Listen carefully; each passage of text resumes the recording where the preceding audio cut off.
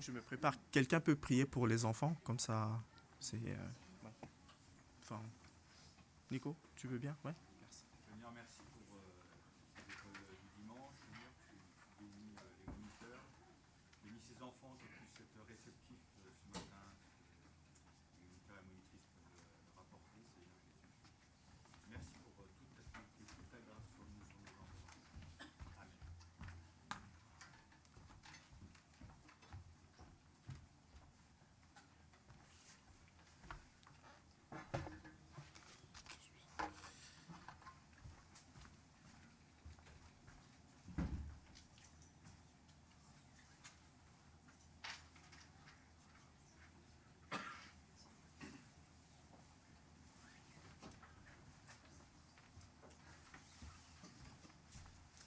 Bonjour à tous.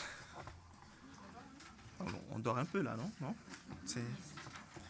Ça fait plaisir de vous retrouver. En tout cas, ça fait plaisir aussi de pouvoir dire à Jésus tout ce qu'on a dans le cœur. On le fera à la fin du message. On aura un moment où on va venir vers Jésus et puis on va juste lui dire ce qu'on a dans le cœur. On va prier sincèrement. Merci Mathieu pour la louange. Puis je salue les gens que j'ai vus il y a très longtemps. Julia, ça fait plaisir de te voir. Bienvenue encore. Ouais. Il y a la maman de Johan que j'ai vue aussi quelque part là-bas. Ouais. Ouais, bienvenue, ça fait plaisir, ça fait vraiment plaisir. Nous, c'était un peu une semaine où, on était malades. Anne-Sophie et moi, on était malades. Pour une fois, ce n'était pas les enfants, c'était nous. Et finalement, entre deux Doliprane, j'ai préparé ce message. Mais le Seigneur est merveilleux avec nous, n'est-ce pas? Ouais. Laissez-moi vous raconter une histoire, une anecdote. Vous savez, mon amour pour le football n'est plus à définir. Moi-même, je l'estime entre 9 et 10 sur 10, sur une échelle que moi-même j'ai inventée.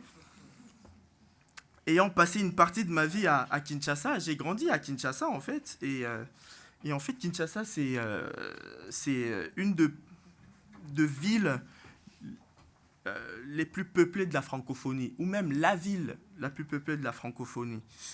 Il y a à peu près 17 millions de personnes qui vivent là-bas. Et mon club préféré s'appelle le Daring Club Motema Pembe, qui veut dire le club des âmes pures. DCMP pour les intimes. Et à Kinshasa, en fait, il y a un grand stade, il y a deux stades. Il y a un stade qui fait 40 000 places, qui s'appelle le stade Père Raphaël. Et puis un autre stade, le stade des Martyrs, 80 000 places, un peu grand comme le Stade de France, quoi. Le problème, c'est que, en fait, à Kinshasa, il y a deux grands clubs et ils ne s'entendent pas du tout. Donc, l'AS Vita Club, c'est mon club. Kémiel, il est là ou pas? Le DCMP, pardon, c'est mon club. Et puis l'AS Vita Club, c'est le club de Kémiel. Bon, personne n'est parfait. Kémiel non plus. Vous avez bien remarqué. Et quand il y a derby à Kinshasa, la ville se divise littéralement en deux. Il y a des gens qui sont pour le club de DCMP, les Verts Blancs, et puis il y a d'autres qui sont pour le club de Vita, les Verts Noirs. Le problème aussi, c'est que en fait, ces deux clubs sont domiciliés dans le même stade, au stade de Martyrs. Personne ne voulait aller au stade qui fait 40 000 places. Tout le monde veut aller au stade de Martyrs, 80 000 places. Et donc, le jour où il y a le derby, le stade est divisé littéralement en deux. Il y a des gens qui sont pour le Daring et puis il y a d'autres qui sont pour l'AS Vita Club. Et l'hostilité est tellement forte entre ces deux clubs que, en fait, finalement, voilà, ça c'est mon club, ça, hein, et puis ça c'est les autres. Ouais. Voilà. Ouais. Et puis vous avez une vue du stade de Martyrs de Kinshasa. Et en fait, l'hostilité est tellement forte entre ces deux clubs que, en fait, quand il y a la Ligue des champions la Ligue des champions africaine, les clubs étrangers sont heureux de tirer V-Club ou Daring parce qu'ils gagnent 40 000 supporters, en fait. Ils ont l'impression de jouer à domicile. C'est plus fort que nous. C'est impossible pour moi d'imaginer un jour de ma vie apporter mon soutien à Vita. C'est pas possible. C'est pas possible. Et puis un jour, malheureusement, Vita a joué les demi-finales de la Ligue des Champions. Et ce jour-là, le maire de la ville et le gouvernement, en fait, ils ont fait une campagne pour appeler à l'unité nationale. Ils ont dit, quand même, les demi-finales, ça n'arrive pas tout le temps. Et ils nous ont encouragés à supporter les SV Club. C'était plus fort que nous, j'avoue, mais il fallait se dépasser. Il fallait aller chercher ces sursauts, je sais pas, national ou... Voilà, pour mettre de côté nos querelles et puis apporter notre soutien à Vita. Déjà, cette introduction est beaucoup trop longue. Si vous voulez savoir comment ça se finit, venez me voir à la fin du culte. Je vous raconterai comment cette histoire finit. Mais ce que je voudrais illustrer par cet exemple un peu approximatif, vous avez bien remarqué, c'est que parfois, au nom d'un intérêt supérieur, nous pouvons et nous devons mettre de côté nos traditions ancrées pour se retrouver sur l'essentiel, pour se retrouver sur Jésus. Merci. Et donc nous verrons l'histoire de cette femme. Elle a fait fi des considérations traditionnelles, parfois même religieuses, hein. Elle est allée au-delà de divisions entre juifs et cananéens pour trouver son aide et pour lui demander son aide à Jésus. Le texte de ce matin nous apprend, dans la continuité de ce qu'on a vu déjà depuis un mois, et surtout dans la continuité de ce que Fred a commencé la semaine dernière, que nous devons nous approcher de Jésus. Il nous faut briser les considérations traditionnelles. Jésus veut que nous puissions lui exprimer une foi sincère et profonde. C'est ce qu'il attend de nous. C'est ce qu'il attend de nous. Matthieu 15 aujourd'hui, Matthieu 15, versets 21 à 28. Je ne sais pas si vous avez remarqué, Fred nous l'a fait remarquer, ça fait depuis 2017 à peu près qu'on a commencé Matthieu. Là, on vient de basculer à la deuxième partie. Donc bon, en 2029, on aura fini normalement.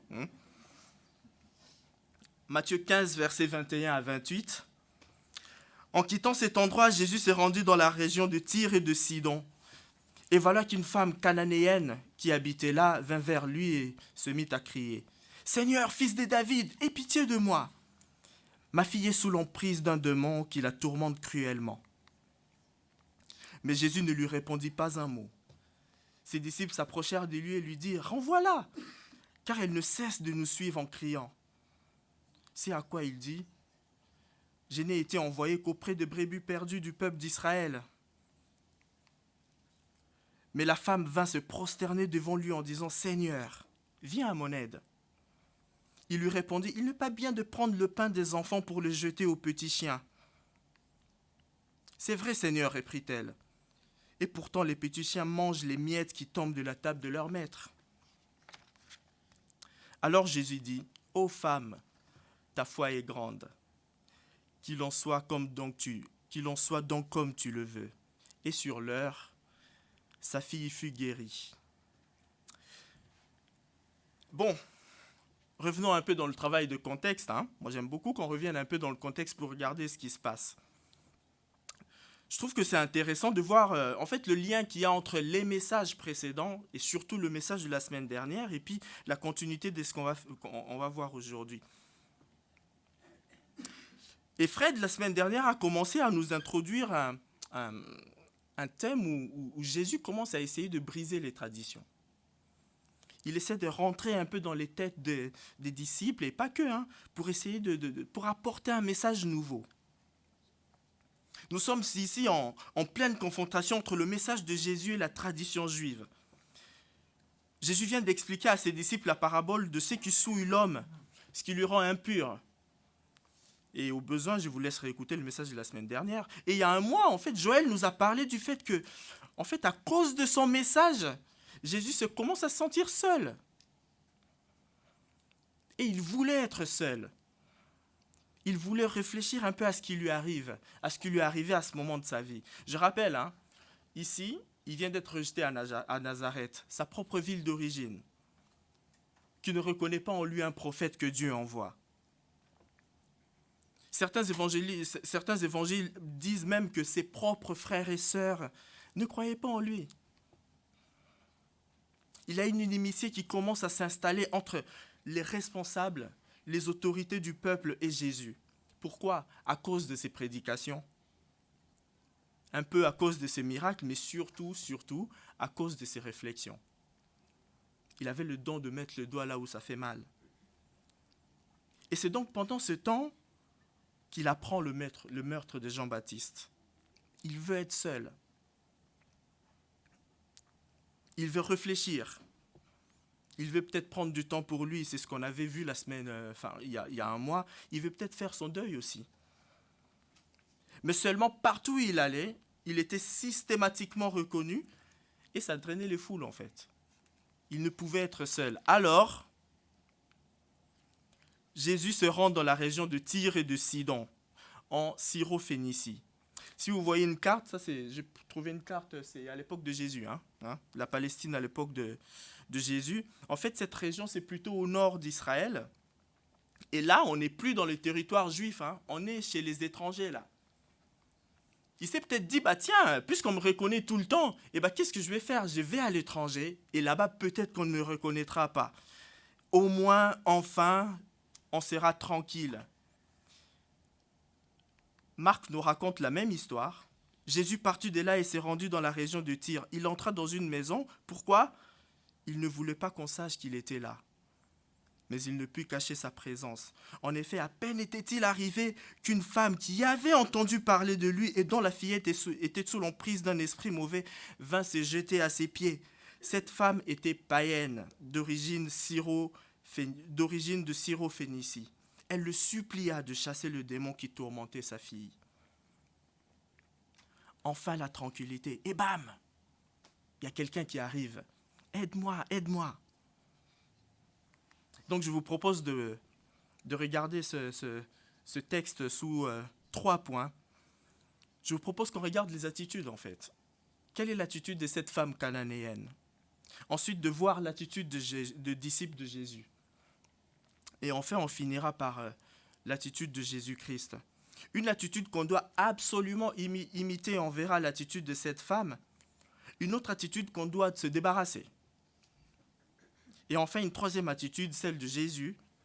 Vraiment, si on comprend et si on regarde quelle attitude Jésus nous regarde, il n'a qu'une seule envie, c'est qu'on vienne vers lui.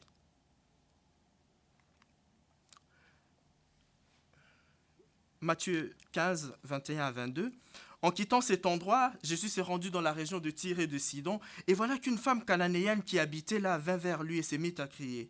« Seigneur, fils de David, aie pitié de moi. Ma fille est sous l'emprise d'un démon qui la tourmente cruellement. » Vous voyez cette femme, en fait, Marc le désigne comme syro-phénicienne, n'est-ce pas?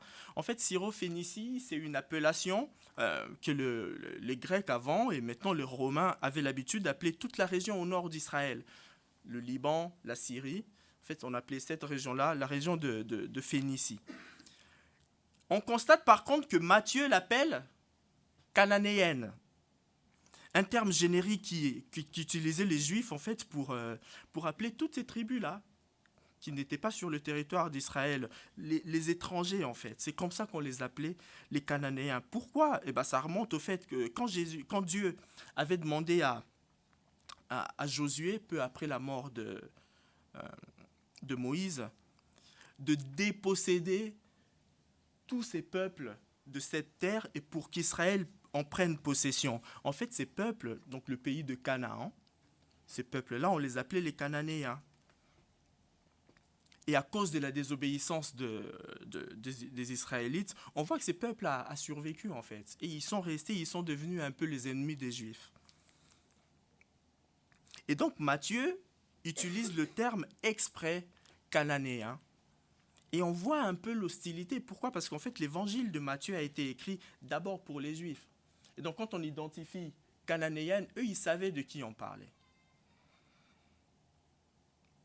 Et pourtant, cette femme a entendu parler de Jésus, de ses œuvres, comment il faisait des miracles pour aider les gens qui en avaient besoin.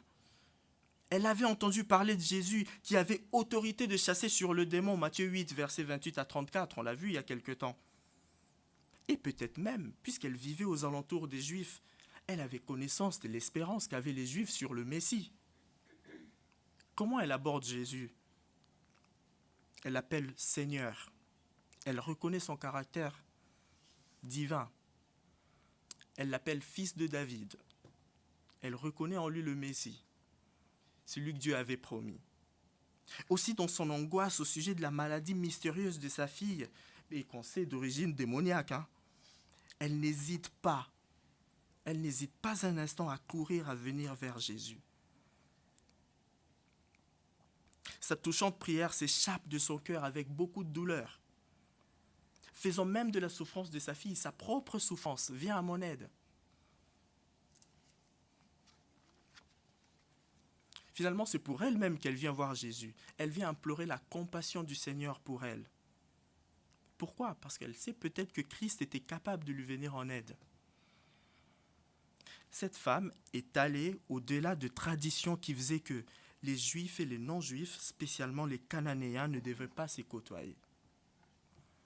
Elle a regardé en Jésus au-delà d'un simple étranger, un simple Juif, à qui elle ne devrait pas adresser la parole. D'ailleurs, les disciples, ils ne se gêneront pas de lui faire remarquer, n'est-ce pas ? Mais elle est venue vers Jésus. Finalement, qu'est-ce qu'elle a vu en Jésus ? Dane Ortlund, dans son livre « Doux et humble de cœur », commence son livre en se posant cette question, mais qui est Jésus ? De quoi est fait son cœur ? Pourquoi on a cette envie de nous approcher de lui ? De quoi est-il capable ? Qu'est-ce qu'il y a en Jésus qui fait que quand nous nous sentons découragés, contrariés, fatigués, déçus, cyniques ou parfois vides, quand nous sommes au bout du rouleau, quand nous avons l'impression que nous montons un escalator qui descend, quand on a l'impression d'avoir gâché une fois encore notre vie, quand on commence à penser que Dieu perd patience avec nous, qu'est-ce qu'il y a en Jésus qui fait qu'on a envie de venir vers lui ? Quand on commence à avoir un certain ressentiment, quand on commence à penser que de toute façon, foutu pour foutu, plus rien ne peut être restauré. Même en tant que chrétien. Nous en sommes à nous dire que le Seigneur en a tellement marre de nous qu'on a alterné notre relation de façon permanente avec lui. Qu'est-ce qu'il y a en Jésus qui fait que on a envie de venir vers lui pour exprimer nos besoins ? Toutes ces questions, toutes ces situations, qu'on soit chrétien ou pas, on les vit, n'est-ce pas ? Mais pourquoi on vient vers Jésus ? Peut-être comme cette femme. On a entendu parler de Jésus. On sait de quoi il est capable. On sait de quoi est fait son cœur. On sait qu'il est capable de faire des choses extraordinaires. Et surtout qu'il a envie de nous aider. Il a envie de nous aider. Tiens, les rumeurs que cette femme a entendues, du chapitre 8 au chapitre 15, on l'a vu ici, parce que nous aussi, du coup, on a entendu parler de Jésus. Ça fait un moment qu'on est sur Matthieu, n'est-ce pas ? Du chapitre 8 au chapitre 15, il a guéri le malade. Matthieu dit qu'il est plus... Pas Matthieu, Matthieu l'évangéliste. Matthieu dit qu'il est plus fort que la maladie. Il a calmé la tempête alors que le bateau vacillait. Matthieu dit qu'il est plus fort que la tempête. Il a chassé des démons. Matthieu dit qu'il est plus fort que les démons. Il a pardonné les péchés. Matthieu fait de lui l'égal de Dieu. Il a ressuscité les morts. Matthieu dit qu'il est plus fort que la mort. Il a nourri les foules. Il a marché sur les eaux. Dans toutes ces situations qu'on a vues jusqu'au chapitre 15, Matthieu nous dépeint Jésus comme étant capable de quelqu'un qui peut faire du naturel comme du surnaturel. Il est capable de l'ordinaire comme de l'extraordinaire. Cela veut dire que dans toutes les situations de notre vie, il y a une solution en Jésus. On commence à brosser ce portrait robot de Jésus et on se rend compte qu'en fait, dans toutes les situations de notre vie, dans ce mec-là, il y a une solution pour nous. Cette femme a entendu parler de Jésus, alors elle est venue, elle aussi, pour profiter de la grâce, de la miséricorde du Seigneur. Faisons comme cette femme. Nous aussi, nous avons entendu parler de Jésus. Alors approchons-nous de Jésus, approchons-nous de lui avec toute notre peine, implorons sa miséricorde. Parfois après avoir tout essayé, mais reconnaissons en lui qu'il est capable de nous sauver, de nous venir en aide. Nous y reviendrons plus tard dans la troisième partie de notre message quand nous allons parler de l'attitude de Jésus. Mais pour l'heure, voyons un peu l'attitude des disciples de Jésus. Versets 23 à 26. Mais Jésus ne lui répondit pas un mot. Ses disciples s'approchèrent de lui et lui dirent « Renvoie-la, car il ne cesse de nous suivre en criant. » C'est à quoi Jésus répondit « Ma mission se limite auprès de brebis perdues de la maison d'Israël. » Mais la femme vint se prosterner devant lui en disant « Seigneur, viens à mon secours. » Il lui répondit « Il ne serait pas juste de prendre le pain des enfants de la maison pour les jeter aux petits chiens. » Les amis, à première vue, d'ailleurs j'en ai parlé avec Fred à la fin du culte la semaine dernière, nous pouvons très vite conclure que, en fait, les disciples, ils sont plus compatissants que Jésus, n'est-ce pas? Il ne lui répond pas, il lui parle mal. On est d'accord? Bon, il n'y a que deux personnes il y a Brigitte et puis il y a Constance qui... Ouais, c'est vrai, hein? Digressons un peu. Vous savez, le phénomène de chien errant, en France, ça n'existe pas beaucoup, hein? Mais souvent, quand on va à l'étranger, pour notre cas avec Anne-Sophie, on va souvent en vacances au Portugal. Ah, au Portugal, on en croise, hein? Quand on va dans des petits villages ou même parfois au bord de la rue, et on en croise souvent beaucoup. Ces chiens, ils ne sont pas méchants. Enfin, souvent, ils ne sont pas méchants. Et parfois, il suffit juste, pour s'en débarrasser, de leur jeter un petit bout de pain ou autre chose à manger. Pas là, hein. Faut jeter le plus loin possible. Le but, c'est pas de les nourrir. Le but, c'est quoi? Oui, de s'en débarrasser, en fait. Et l'évangile de Marc, comme on disait, donne à cette femme d'origine grecque, mais Matthieu, il ne se trompe pas, c'est une cananéenne, ennemie des Juifs. Et rappelant ainsi à ses lecteurs juifs la malédiction prononcée par Dieu contre ce peuple, sans doute les disciples avaient aussi en tête Deutéronome 7, versets 1 à 5, où les Israélites ne devaient avoir rien en commun avec les Cananéens. Et comme Jésus a pris l'habitude, mettons précédemment, au début du chapitre 15, pour enseigner ses disciples, il s'apprête aussi à enseigner ses disciples avec la situation qui se présente. D'autant plus que maintenant, après la mort et la résurrection du Christ, l'Église ouvre ses portes. À quiconque confesse le nom de Jésus, on n'est plus obligé d'être juif. Ils sont admis, seules les personnes qui confessent avec foi le nom du Seigneur Jésus comme étant leur Seigneur et Sauveur, qu'on soit juif ou pas. Et donc une des observations que je peux tirer déjà dans ce texte, que la grâce de Dieu atteint tout le monde, hein, même les plus défavorisés, même les personnes qui sont sous le coup d'une malédiction.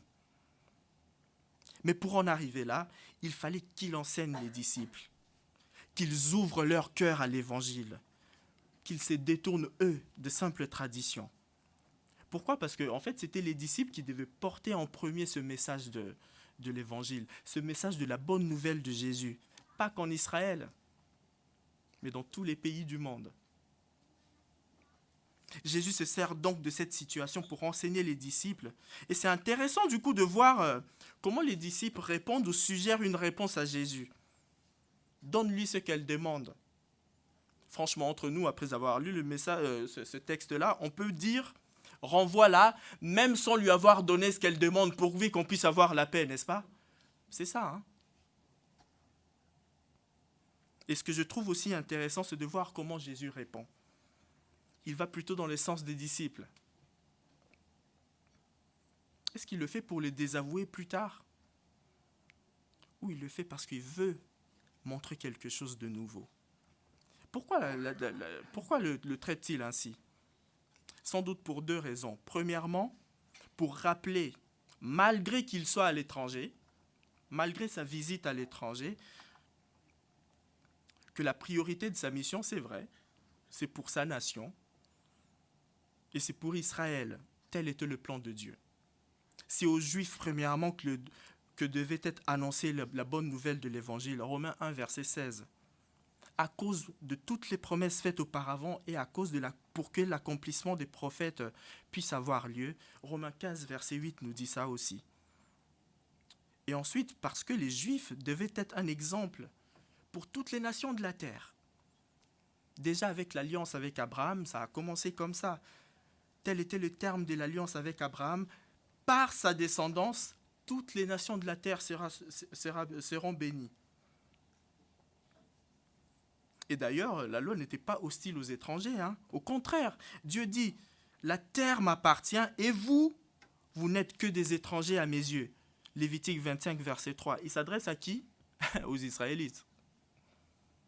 Il s'adresse aux Israélites.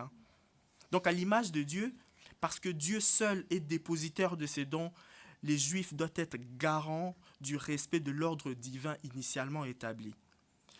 Puisque eux-mêmes se savent étrangers sur la terre et qu'ils bénéficient d'un amour inconditionnel du Créateur, alors les Juifs aussi devaient faire preuve d'un amour inconditionnel, d'une même bienveillance et d'une même grâce que Dieu avait pour eux.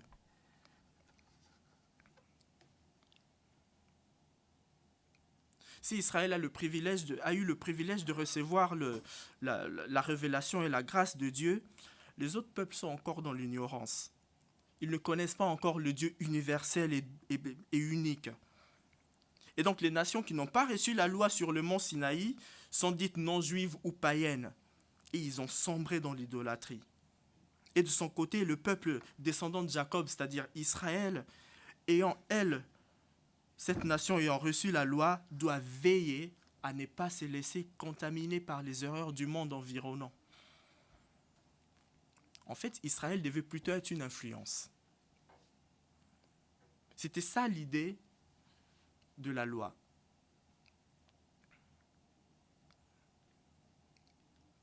Israël devait être, et vous voyez, c'est pourquoi il y a cette espèce de cordon ombilical qui s'est créé en fait pour être construit entre le peuple de Dieu et l'étranger, entre Israël et les étrangers, entre la nation juive et les autres nations.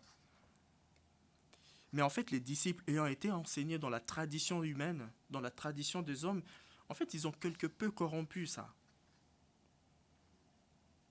Et c'est pas un hasard qu'ils réagissent comme ça. Nous, c'est pareil. Nous sommes entourés dans une société par des influences. Nous sommes constamment entourés par des influences qui, aujourd'hui, fait de nous des Français, n'est-ce pas? On est différents des autres peuples. Parce qu'on a notre modèle de société. Et parfois, il est difficile de prendre de la hauteur pour se rendre compte de peut-être qu'on se trompe dans telle ou telle chose. Et c'est ce qui fait aussi que souvent on tombe dans du légalisme. On ne se rend plus compte parfois de qu'est-ce qui relève de la société et qu'est-ce qui relève de la loi de Dieu. Pour aller dans l'essence des disciples, Jésus lui-même, dans Matthieu 10, il les a envoyés en mission. Il les a envoyés où? Spécifiquement vers le brebis perdu de la maison d'Israël. Jésus a dit, restez dans le territoire d'Israël. En fait, la loi de Moïse n'interdisait pas d'avoir de relations avec les peuples voisins. Deutéronome chapitre 7, je l'ai cité tout à l'heure.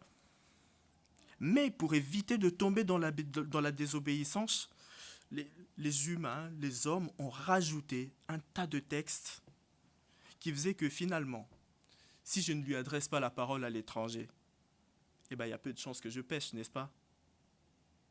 L'étranger est devenu l'ennemi.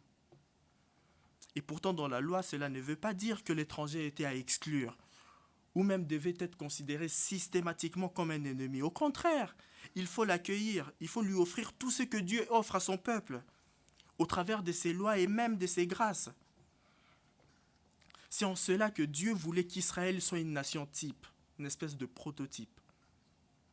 Ainsi, dans la loi, on peut lire les prétextes. Alex, tu peux passer la diapo, s'il te plaît. Il n'y aura qu'une loi, qu'un droit pour vous et pour l'étranger qui réside au milieu de vous. Nombre 15, verset 16.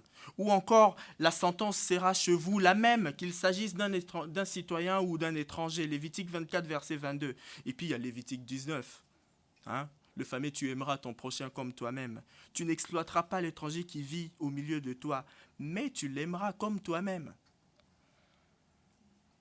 Afin que l'étranger soit intégré, la loi lui offrait la possibilité de participer même aux rites religieux, aux fêtes, aux sacrifices, aux offrandes. Mais pour ça, il lui fallait cependant respecter un certain nombre de pratiques et de restrictions alimentaires, et aux garçons, subir la circoncision.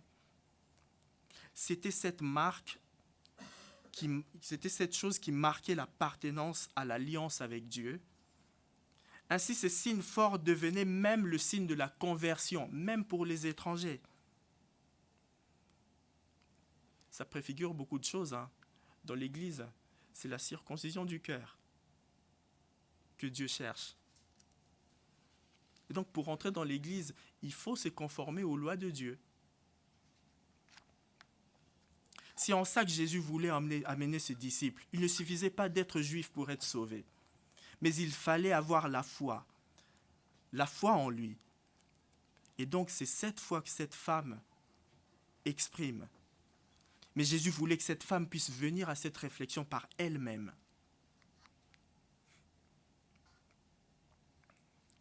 Et donc, troisième point de notre message, et c'est là qu'on va conclure aussi, l'attitude de Jésus, versets 27 et 28. « C'est vrai, Seigneur, réprit-elle, et pourtant les petits chiens mangent les miettes qui tombent de la table de leur maître. » Alors Jésus dit, « Ô femme, ta foi est grande, qu'il en soit comme tu le veux. » Et sur l'heure, sa fille fut guérie. La raison principale de son attitude se trouve donc dans la réponse de cette femme. Jésus, en affichant une certaine insensibilité à ses premières demandes, l'amène à mieux comprendre, à mieux exprimer quelle est sa place en fait. Cette bonté s'exerce envers une âme et elle amène à reconnaître en la présence de Dieu, en la présence de cette bonté que, en fait, j'en ai aucun droit. J'ai aucun droit, je ne mérite pas le pain des Israélites. C'est ce que Jésus voulait que cette femme puisse comprendre. Mais quand même, je demande les mêmes droits. Paradoxal, hein? Ça ne vous rappelle personne tout ça? Nous aussi, nous n'avions aucun droit, n'est-ce pas? Nous n'avions aucun héritage dans le royaume de Dieu. Par sa seule grâce, Dieu voulait que nous puissions reconnaître que nous étions étrangers à son royaume. Il veut que nous puissions reconnaître que nous sommes étrangers à son royaume et ainsi pouvoir hériter de tout ce qu'il a prévu pour nous. C'est ça qui s'appelle la foi. Et c'est seulement comme ça qu'on ouvre les portes pour les bénédictions qu'il a prévues pour nous. La persévérance et l'humilité de cette femme sont exemplaires. Elle respecte, elle reconnaît que la place prioritaire est aux Juifs. Et dans sa propre indignité, tout en réclamant les mêmes bénédictions que les Juifs. Nous devrions peut-être faire pareil. Reconnaître. Mais tout en demandant à Dieu, donne-nous la même chose, non? Oui, Jésus, j'accepte ton jugement, j'accepte ta comparaison, car aussi le petit chien ne prétend pas au pain des enfants, il reste sous la table. Et il se contente de miettes qui tombent. Et je n'en demande pas davantage, que tu m'accordes juste les miettes de tes miséricordes. Telle était la prière de cette femme. Vous savez, la table de miséricorde de Dieu est tellement riche que le moindre secours, la moindre miette qui tombe par terre suffit de combler les pauvres de toutes les richesses du monde. Une autre attitude qui sort de cette conversation de Jésus avec cette femme, au-delà du fait que Jésus veut qu'elle exerce sa foi, c'est l'insistance de la prière aussi. Souvent, nous nous sentons découragés, trop facilement découragés quand nous prions. En tout cas, c'est mon cas. Le Seigneur n'a-t-il pas dit lui-même dans Luc 18, verset 1, « Il faut toujours prier et ne pas se relâcher ». Il n'a peut-être pas exaucé notre prière, alors continuons. Venons à ses pieds.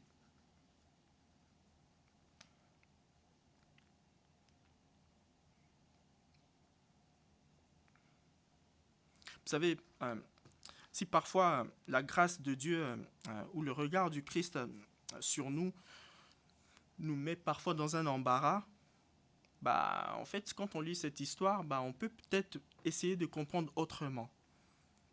Elle nous enseigne que l'amour réside dans le cœur de Christ. Alors qu'on peut constater parfois que son visage est désapprobateur.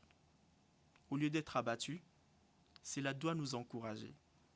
Nous devons avoir cette confiance en Jésus et nous devons insister dans la prière. Quand le Seigneur a l'intention d'honorer un des siens, parfois il l'humilie. Il veut qu'il puisse ressentir sa propre indignité. Vous savez, un cœur orgueilleux, arrogant, n'aurait jamais supporté la réponse de Jésus à cette femme. Mais cette femme a compris. Elle a compris, elle a su discerner le sens même de la parole de Jésus-Christ pour extraire tout l'enseignement que Jésus désirait lui donner. L'état d'âme de cette femme est une image aussi pour notre situation de pécheur, véritablement conscient de notre misère, de notre pauvreté spirituelle. Le moindre sentiment qui sort de Christ doit être précieux pour nous. Quitte à vouloir récupérer les miettes. Les amis, c'est les miettes du pain qui donne la vie éternelle. Il y a un théologien qui dit de toutes les grâces, des actions des grâces de Dieu, c'est la foi qui l'honore le plus. Et donc, en toute logique, c'est donc vers cette foi que Dieu nous récompense en retour. Jésus a guéri la fille de cette femme, il l'a annoncé, et sa fille était guérie instantanément. C'est Marc qui dit, alors que Jésus disait que cette fille était guérie, elle était guérie à la maison. Elle ne l'a même pas vue. Elle était avec Jésus. Mais elle a cru. Elle a cru. Par cet exemple, que celles et ceux qui demandent leur aide à Jésus-Christ puissent recevoir même quand ils ne voient pas. Et avoir cette satisfaction d'avoir reçu une réponse de la part du Seigneur Jésus. Apprenons à discerner, à trouver en lui un vrai réconfort. Nous avons entendu parler de lui.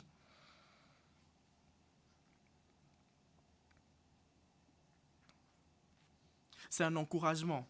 Même si on pense recevoir des miettes, ce sont des miettes de la vie éternelle. Jésus veut vraiment nous sauver. Il veut vraiment tout nous donner. Il veut vraiment qu'on soit avec lui. Et donc ma prière ce matin, c'est que nous puissions trouver de l'encouragement au travers de l'attitude de cette femme. Pourquoi ? Parce qu'elle est venue à Christ à cause de ses difficultés. Elle a persévéré quand sa prière semblait être repoussée. Elle a encore plaidé sa cause quand les obstacles semblaient se présenter. Elle a attendu. Elle a attendu à ses pieds jusqu'à ce qu'elle ait reçu la miséricorde qu'elle demandait. Mettons en Jésus toute notre confiance, persévérons dans la prière. Le reste, c'est plus à nous. C'est à Jésus. Jésus veut vraiment qu'on vienne vers lui. Alors je vous propose, avant de continuer, donc Matthieu, ça rejoint un peu la première partie de la louange où, c'est vrai, ça fait parfois du bien aussi d'avoir des chansons qui nous permettent de nous approcher de Jésus. Alors pendant les prochaines minutes, je vous propose juste, vous avez vos sujets de prière, moi j'en ai plein aujourd'hui ce matin, et dans votre intimité avec Jésus, d'être seul à seul avec lui, de réfléchir, de discuter avec lui, de prier. Moi je vais me mettre là aussi, je vais prier de mon côté, je vais me mettre à ses pieds, pas demandant, priant. Exposons-lui nos problèmes. Peut-être que c'est des sujets d'action de grâce, alors tant mieux. C'est des demandes, alors demandons.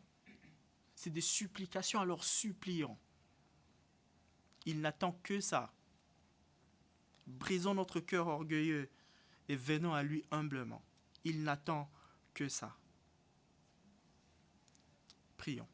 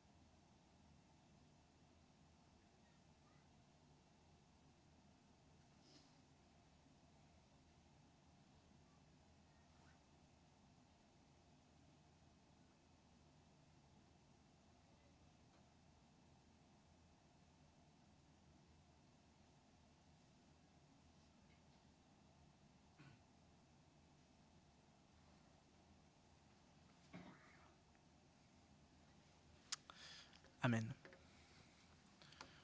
Je te laisse la place et puis il y aura des annonces aussi. Bon, je meurs d'envie de vous raconter quand même la suite de mon histoire. En fait, nous sommes allés au stade et on était tous à l'unisson derrière Vita. Et puis le Raja de Casablanca a marqué. On s'est rendu compte qu'on préférait le Raja de Casablanca, donc on était tout contents. Voilà.